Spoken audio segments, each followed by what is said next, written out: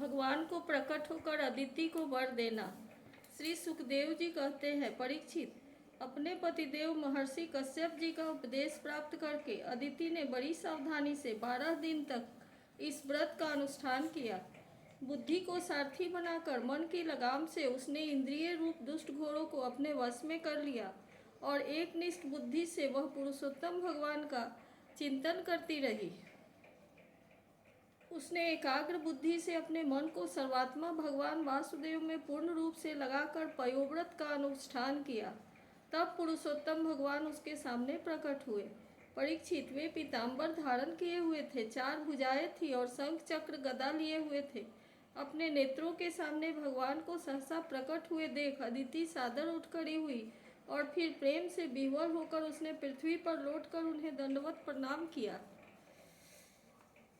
फिर उठकर हाथ जोड़ भगवान की स्तुति करने की चेष्टा की, परंतु नेत्रों में आनंद के आंसू उमड़ आए। उससे बोला न गया, सारा शरीर पुलकित हो रहा था। दर्शन के आनंदोल्लास से उसके अंगों में कंप होने लगा था। वह चुपचाप खड़ी रही। परीक्षित, देवी अदिति अपने प्रेम पूर्ण नेत्रों से लक्ष्मीपति, विश्वपति, यज्ञेश्वर भगवान को इस प्रकार देख रही थी मानो वह उन्हें पी जाएगी।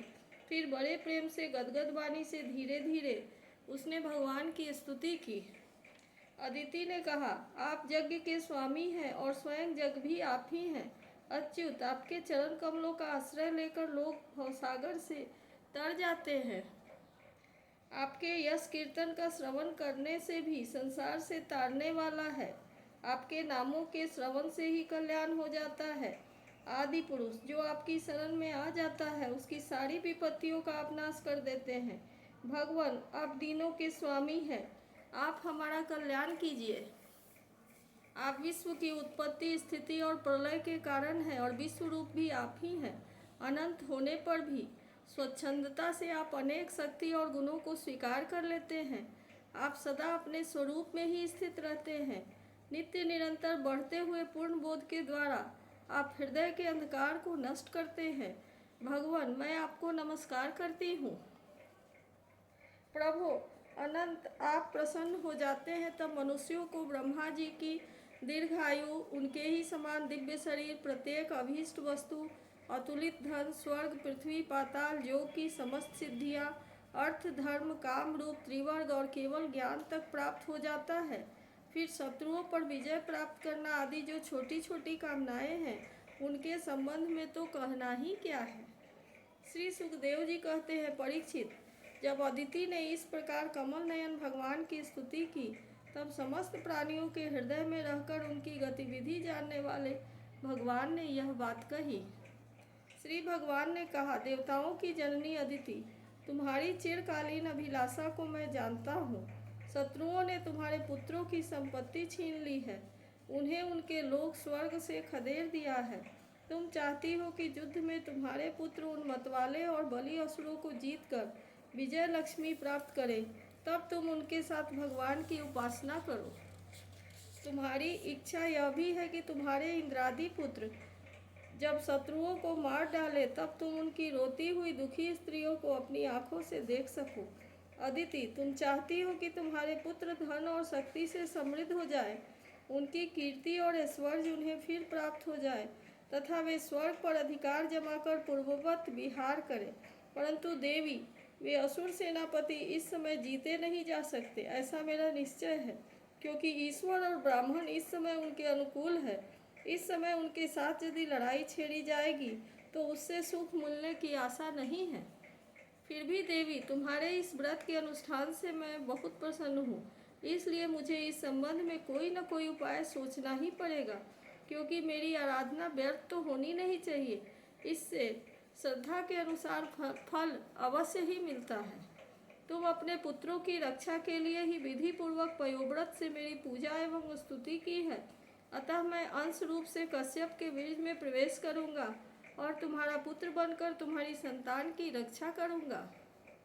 कल्याणी, तुम अपने पति कश्यप में मुझे इसी रूप में स्थित देखो और उस निष्पाप प्रजापति की सेवा करो। देवी, देखो, किसी के पूछने पर भी यह बात दूसरे को मत बतलाना। देवताओं का रहस्य जितना गुप्त रहता है उतना ही सफल होता है। श्री सुखदेव जी कहते हैं, इतना कहकर भगवान वहीं अंतर्धान हो गए। उस समय अदिति यह जानकर कि स्वयं भगवान मेरे गर्भ से जन्म लेंगे, अपनी कृतकृत्यता का अनुभव करने लगी। भला यह कितनी दुर्लभ बात है। वह बड़े प्रेम से अपने पति देव कश्यप की सेवा करने लगी। कश्यप जी सत्यदर्शी थे, उनके नेत्रों से कोई बात छिपी नहीं रहती थी। अपने समाधि योग से उन्होंने जान लिया कि भगवान का अंश मेरे अंदर प्रविष्ट हो गया है। जैसे वायु काठ में अग्नि का आधान करती है, वैसे ही कश्यप जी समाहित चित्त से अपनी तपस्या के द्वारा चिर संचित बीज का अदिति में आधान किया। जब ब्रह्मा जी को यह बात मालूम हुई कि अदिति के गर्भ में तो स्वयं अविनाशी भगवान आए हैं, तब वे भगवान के रहस्यमय नामों से उनकी स्तुति करने लगे। ब्रह्मा जी ने कहा, समग्र कृति के आश्रय भगवान, आपकी जय हो। अनंत शक्तियों के अधिष्ठान, आपके चरणों में नमस्कार है। ब्रह्मण्य देव, त्रिगुणों के नियामक, आपके चरणों में मेरे बार बार प्रणाम है। कृष्ण के पुत्र रूप में उत्पन्न होने वाले, वेदों के समस्त ज्ञान को अपने अंदर देखने वाले प्रभु, वास्तव में आप ही सबके विधाता हैं। आपको मैं बार बार नमस्कार करता हूँ। ये तीनों लोक आपकी नाभि में स्थित है। तीनों लोकों से परे वैकुंठ में आप निवास करते हैं। जीवों के अंतरकरण में आप सर्वथा विराजमान रहते हैं। ऐसे सर्वव्यापक विष्णु को मैं नमस्कार करता हूँ। प्रभु, आप ही संसार के आदि अंत और इसलिए मध्य भी हैं। यही कारण है कि वेद अनंत शक्ति पुरुष के रूप में आपका वर्णन करते हैं। जैसे गहरा स्रोत अपने भीतर पड़े हुए तिनके को बहा ले जाता है, वैसे ही आप काल रूप से संसार का धारा प्रवाह संचालन करते रहते हैं। आप चराचर प्रजा को, प्रजापतियों को भी उत्पन्न करने वाले मूल कारण हैं। देवाधिदेव जैसे जल में डूबते हुए के लिए नौका का ही सहारा है, वैसे ही स्वर्ग से भगाए हुए देवताओं के लिए एकमात्र आप ही आश्रय हैं। इति श्रीमद्भागवत महापुराणे पारमहंस्यां संहितायां सप्तदशोऽध्यायः।